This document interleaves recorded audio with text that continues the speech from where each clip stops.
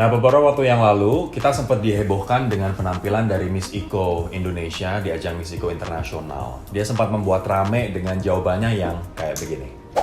Dan menghasilkan sesuatu untuk kelegalitasan tersebut dalam termasuk dalam PBB, Is contradiction to the law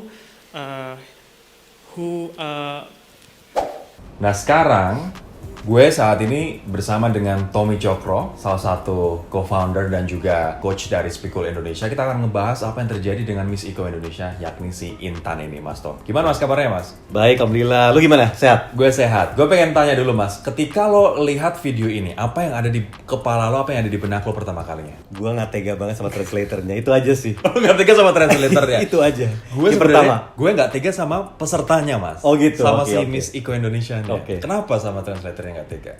Gini, karena gue berusaha, pas lagi pertama kali yang gue lihat adalah ketika, kan ujungnya dia yang ngomong sebenarnya, ujungnya.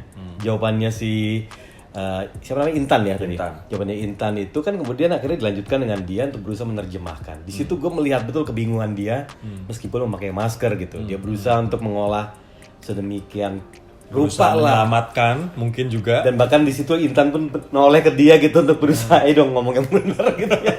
Tapi kalau misalnya kita melihat translatornya, Mas, aku bisa sedikit memahami, gue bisa sedikit memahami karena jawaban dari Intan pun juga nggak jelas. Betul. Mau ngomong apa, ya Betul. kan? Ditanya soal illegal immigration, jawabannya PSBB. Yang bener-bener nggak nyambung gitu. Kalau aku melihatnya, gue melihatnya adalah si Intan ini, dia gagal paham dengan pertanyaannya. Setuju nggak, Mas? Setuju, tapi ada faktor lain sih aku lihat dari situ. Gagal paham pertanyaan ini karena faktor mungkin kurang membaca juga sih. Karena itu simple, pertanyaan yang sangat lebar, yang patut kita kritisi juga sebenarnya, kurang diperjelas atau kurang dipertajam, karena soal illegal immigration. We can say anything about it sebenarnya kalau memang kita mengikuti perkembangan atau tahu akan isu itu. Nah sayangnya, dia mungkin nggak tahu isu illegal immigration tuh yang terjadi di dunia tuh kayak gimana, terutama di Indonesia yang paling dekat aja.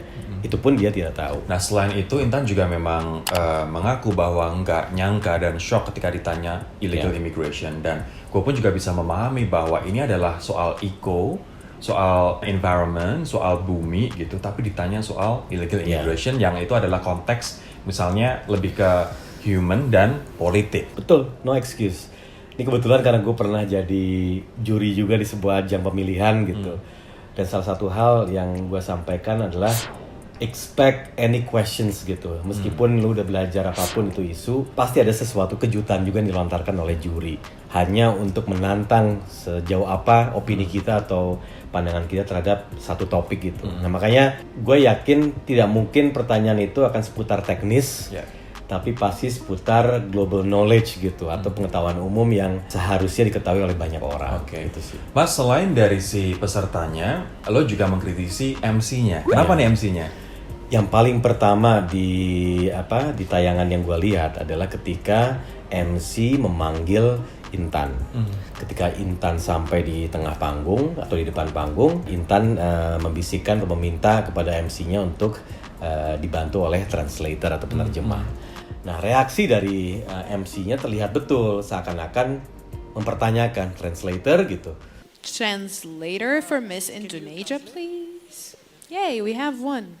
Bahkan kalau di Speakul kan selalu kita berpikir MC itu adalah you're not the star, but you have to make everybody around you stars gitu kan. Jadi semua harus diangkat gitu, jangan sampai diturunkan gitu. Kalau misalnya kita melihat, ini juga mungkin agar netizen dan juga audiens kita juga bisa tahu konteksnya secara lebih luas. Karena kalau di ajang-ajang kecantikan misalnya Miss Universe gitu, sering banget pemenangnya adalah dari Amerika Latin, ya kan? Yang nggak bisa bahasa Inggris dan pakai translator juga. So sebenarnya nggak ada masalah. Normal banget.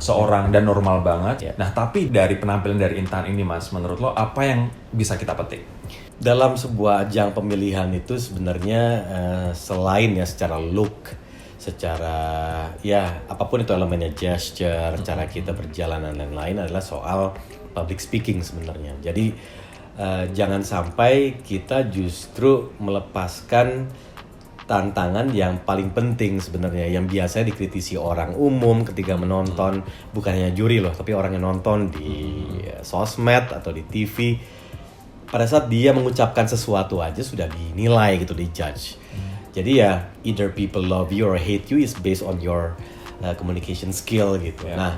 Kepanikan itu kan terlihat betul oleh Intan, dan ini yang menurut aku sih sebenarnya tidak dipersiapkan dengan baik ketika menghadapi ajang yang udah levelnya internasional loh ini Top 10 gitu. lagi. Iya, yang harus dipersiapkan itu tadi gitu, banyak-banyak baca. Apapun itu topiknya jangan pernah lepas gitu ya, karena sekarang orang secara umum itu meskipun punya masalah literasi tapi banyak juga loh orang-orang yang mengikuti betul perkembangan dunia gitu. Ini berarti satu hal yang harus diingat oleh troopers, Spikul troopers, dan juga audience Spikul dimanapun kamu berada, yang pertama adalah selalu persiapkan untuk the unexpected, banyak membaca, kemudian tahu perkembangan terakhir, dan juga siap-siap untuk hal-hal yang nggak terduga gitu. Nah, kalau misalnya kita sudah banyak membaca, kita sudah melakukan persiapan, tapi ternyata kita terkaget-kaget juga, shock juga dengan apa yang kita hadapi, recovernya gimana Mas Tom menurut lo? Gini, sebenarnya kan di ajang seperti itu yang dituntut adalah opini sebenarnya. Jadi it's not about right or wrong. Yes. Jadi basically seminim apapun gitu ya pengetahuan kita soal satu topik, tapi dikala kita bisa berbicara atau melakukan storytelling yang menurut kita tuh apa, itu akan dinilai dengan baik kok. Ketika kita sanggup menceritakan pemikiran kita. Let's say misalnya dia tidak mengerti gitu illegal immigration, dia bisa bertanya kembali kepada jurinya. Apa yang dimaksud oleh illegal immigration? Konteksnya kayak gimana? Konteksnya apakah apa? Refugee ataukah orang misalnya dari Amerika Latin masuk ke Amerika tanpa dokumen gitu misalnya ya? Karena dari sisi pertanyaan itu sangat-sangat lebar betul gitu. Nah, saking lebarnya kalau dia memang membutuhkan waktu nih, lagi kaget tuh dengar pertanyaannya dan dia membutuhkan waktu untuk berpikir, tanya balik dulu aja gitu. What do you mean by illegal immigration? In what terms? In what topics? In what issues? Dan misalnya, itu gitu. boleh karena kita punya waktu, privilege waktu ya kan untuk menjawab sebenarnya. Dan dia punya namanya stalling gitu ya untuk berpikir gue mau ngomong apa nih gitu. Itu sih salah satu trik yang bisa dilakukan. Kedua ya itu sih tetap harus relax ya. Dia tuh udah terlihat tegang itu ketika dia maju jalan ke dekat MC-nya gitu. Itu terlihat banget. Apalagi sama MC dibanting lagi. Betul. Ya kan? Nah, jadi masalahnya nih kan orang-orang juga mengkritisi bahasa Inggris. Padahal jelas-jelas dia memang tidak bermaksud menjawab dengan bahasa Inggris. Jadi hal itu sebenarnya case close gitu. Nah, bahasa Indonesia pun ternyata dia tidak bisa bercerita dengan baik. Jadi artinya adalah ya ini kembali lagi communication skills or public speaking and storytelling. Jadi ini yang harus digali oleh seorang Intan ataupun siapapun yang nantinya berkompetisi seperti itu. Itu tadi kita sudah dapat jawaban Mas, berarti sebelum sama pada saat ya kan, pada saat terjadi misalnya shocking moment tadi. Nah sekarang gue pengen ke pertanyaan terakhir. Kalau misalnya sudah kejadian nih dan kita ternyata gagal, Intan melakukan klarifikasi, membuat video bahwa dia mengatakan aku sengaja nggak menyampaikan dalam bahasa Inggris karena aku setrauma itu, aku pernah dibully sehebat itu, aku pernah down dan stres sampai sebegitunya gitu. Apakah menurut Mas Tom cara dia mengklarifikasi bahwa aku memang sengaja gak menggunakan bahasa Inggrisnya adalah hal yang tepat, diikuti permintaan maaf, atau menurut lo ada cara lain untuk recover Mas? Kalau menurut saya, dan ini bisa juga menciptakan argumentasi juga sama beberapa pihak karena pasti belum tentu setuju sama aku, tapi kalau aku bukan tipe orang yang suka menceritakan seolah-olah menjadi victim hanya sebagai alasan kegagalan yang telah aku perbuat gitu. Jadi bagi gua tuh sebaiknya dia being honest.